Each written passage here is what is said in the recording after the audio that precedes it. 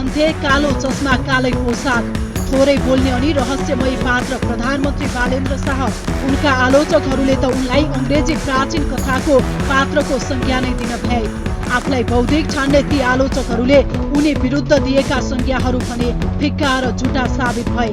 निर्वाचन अघि मधेसको जनकपुरबाट पश्चिम धनगढीमा पुग्दा पनि उनले थोरै बोले धेरै सुने।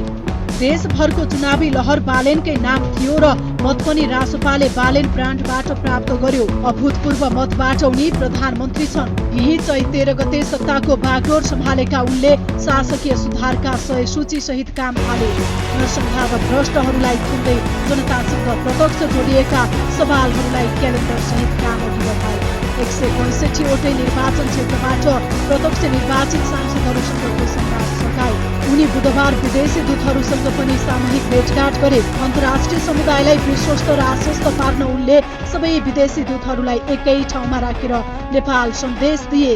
सम्भवतः नेपालको इतिहासमा सबै विदेशी दूतहरूलाई एउटै थलोमा राखेर संवाद गरिएको यो पहिलो घटना हुन सक्छ। यसरी एकै थलोमा छिमेकी र मित्र राष्ट्रका दूतहरूलाई राखेर छलफल गरिएको कतै पाउन सकिएको छैन। उनको यो शैलीले नेपालको सबै मित्र राष्ट्र र छिमेकीहरूसँगको सम्बन्ध बरोबर छ भन्ने नयाँ सन्देश पनि दिएको हुनुपर्छ। भूगोल, आर्थिक तथा सैन्य सामर्थ्यले कुनै पनि देशको स्वतन्त्रता र सार्वभौमिकताको मानक निर्धारण गर्दैन भन्ने सन्देश दिँदै उनले छलफल गरे। यति मात्र होइन, अधिकांश सार्वजनिक कार्यक्रममा उनी कालो चस्मा, कालो टोपी र कालो वस्त्रमै देखिन्थे र बुधबार विदेशी दूतहरूसँगको छलफलमा उनले सधैँ लगाउने कालो चस्मा फुटाएर विदेशी दूतहरूसँग छलफल तथा विमर्श गरे। उनका आलोचकहरूले उनले लगाउने चस्माको विषयमा प्रश्न उठाउँदै आएका थिए र प्रधानमन्त्री बालेनले कूटनीतिक कार्यमा उनी आफै सजग देखिए। आई टु आई दूतहरूसँग संवाद गरे। उनले देखाएको कूटनीतिक मर्यादा र सजगताले प्रधानमन्त्री बालेन सोचाइ र गराइमा अग्ला छन् भन्ने बुझाइ छ। प्रधानमन्त्री तथा मन्त्री परिषदको कार्यालय सिंहदरबारमा प्रधानमन्त्री शाहले उनीहरूसँग सामूहिक भेट र संवाद गरेका हुन्। भेटमा भारत, चीन, अमेरिका, बेलायत, पाकिस्तान, दक्षिण Korea, Japan, Qatar, Switzerland, France, Israel, Bangladesh, Germany, Egypt, Sri Lanka, Saudi Arabia र संयुक्त राष्ट्र संघका राजदूत तथा नियोग प्रमुखहरूको उपस्थिति रहेको थियो। राजदूत एवं नियोग प्रमुखहरूले प्रधानमन्त्री बालेनलाई बधाई दिँदै सफल कार्यकालका लागि शुभकामना व्यक्त गरे। उनीहरूले नेपाली जनताको हितमा परिणाम दिने गरी नेपाल सरकारका कार्यहरूमा समर्थन र सहयोगको प्रतिबद्धता समेत व्यक्त गरे।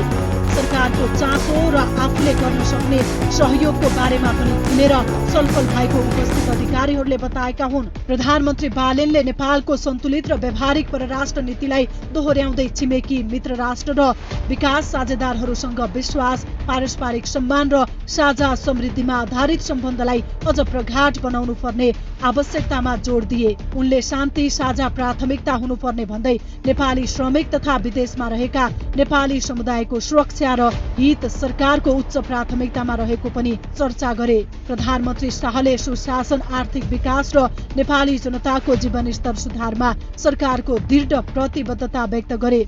यस अवसरमा परराष्ट्र मन्त्री शिशिर खनाल, प्रधानमन्त्रीका राजनीतिक सल्लाहकार असीम शाह, मुख्य सचिव सुमन राज आचार्य, परराष्ट्र